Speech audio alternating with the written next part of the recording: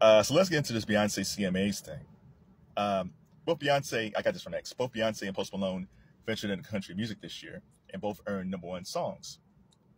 However, Beyonce didn't need a Morgan Wallen feature, and somehow Post Malone's song received 4 nominations at the CMAs while Beyonce received 0.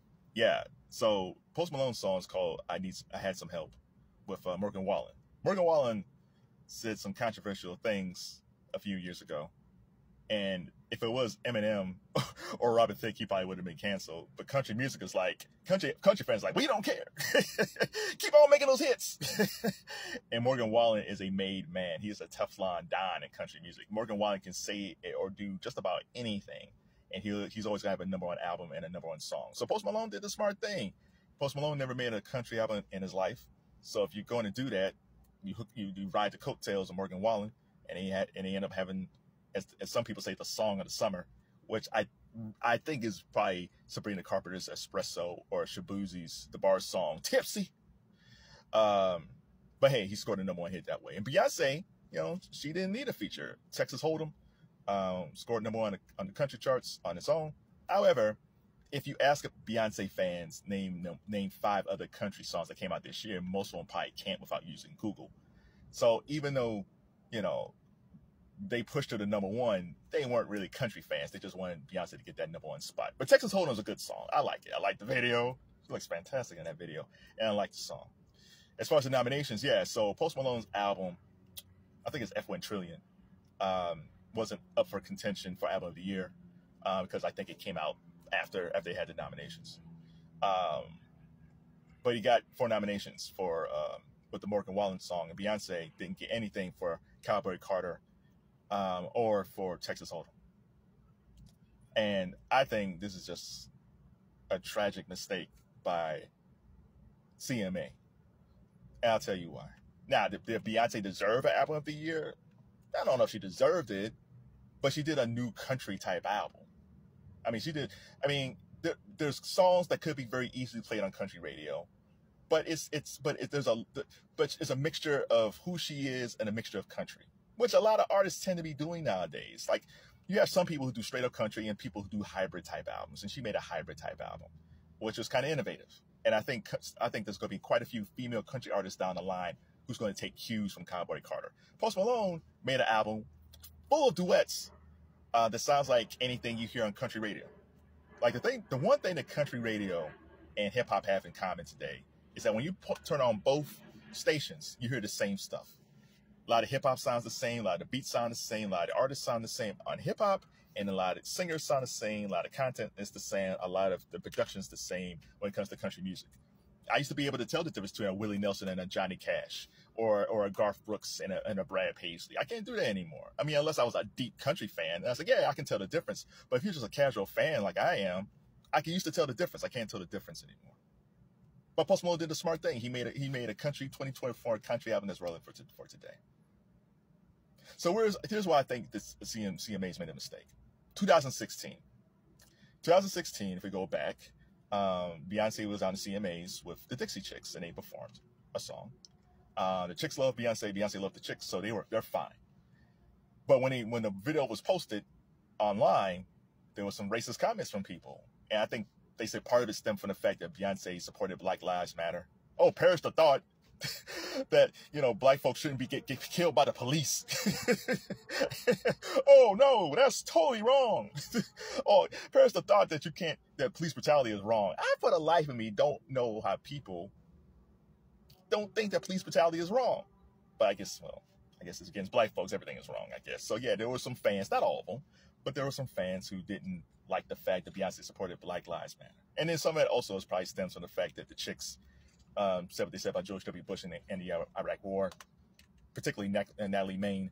But as the years went along, they were justified for that war, which hurt a lot of people, and nobody in the Bush administration got in trouble for anything. But that's a different video for a different day. So the CMAs could have made this. They could have bridged the gap. So this is how they could have done it. They could have nominated Beyonce for at least 2 awards. Maybe not Album of the Year. Even if she was nominated for Album of the Year, they weren't going to give it to her, because Jelly Roll's up for it. Chris Stapleton's up for it. He's always good. But I think Casey Musgrave, I like her a lot. with Deeper Well, I think she might win Album of the Year. And there's a few others. So even if Beyonce was nominated, I doubt they would have gave it to her. But let's say they say, okay, we're not going to nominate her for Cowboy Carter, but we'll nominate her for Texas Hold'em because it's actually a good song. It was #1. So let's say she got 2 nominations. I would have, if I was CMAs, I would have gone to her and said, listen, we know you did the song with Miley on your album. I think it's 2 Most Wanted. Really good song. Why don't you open the show with Miley? And we know that Willie Nelson was on the album as a radio host, and Dolly was also on the album. Maybe get one of those two to do what they did on your album as an intro. Now, the people who know your album know what's coming, but other people might not know what's coming, so it'll be a surprise. So if we could get Willie or Dolly to do what they did on your album, and then you and Miley perform, and I think it'll be electric. But see, nobody was thinking that way. But this happens in corporate America a lot, where you don't have progressive thinkers in there thinking like, hey, we can capitalize on this, getting viewers, and saying like, hey, we embrace this woman doing country. Because Beyonce didn't have to make a country album. She was perfectly fine doing what she's been doing. She didn't have to make a country. And the fact that she's from Houston, Texas, that's the thing that people seem to forget. She's from Houston, Texas. She is a true Southern gal. But it's almost like, no. But she made a hybrid country album that I think will be one of those albums that people will borrow from years from now. So I think the CMA should have done something like that, but they won't. But they didn't, because they're not progressive thinkers that way. Thankfully, there's tons of other country music awards like the ACAs, the CMTs, like all this other stuff. So hopefully one of those two will nominate Cowboy Carter, or use the idea I had about her and Miley Cyrus. And I think it's a win-win situation. But the CMAs just proved that there's well, we got Shabuzi. He got nominated. Yeah, Shabuzi's cool. But Shabuzi was on Cowboy Carter. It's like, okay, that's cool. Tipsy is cool. But the woman who kind of introduced him, kind of, sort of, to the masses. Okay. Yeah. But let me talk about Post Malone for a second. While I was doing research for this, I came across an old article that back in 2016, Post Malone said he wasn't a rapper. But in 2015, he dropped this hip-hop album called he was White Iverson, right? But also in 2015, he had a post on his Twitter, and he says, by the time I reach 30, I will be a country/folk artist. So I could think he was 19 at the time. So really, his goal was always to do country, which is totally fine. But here's the thing.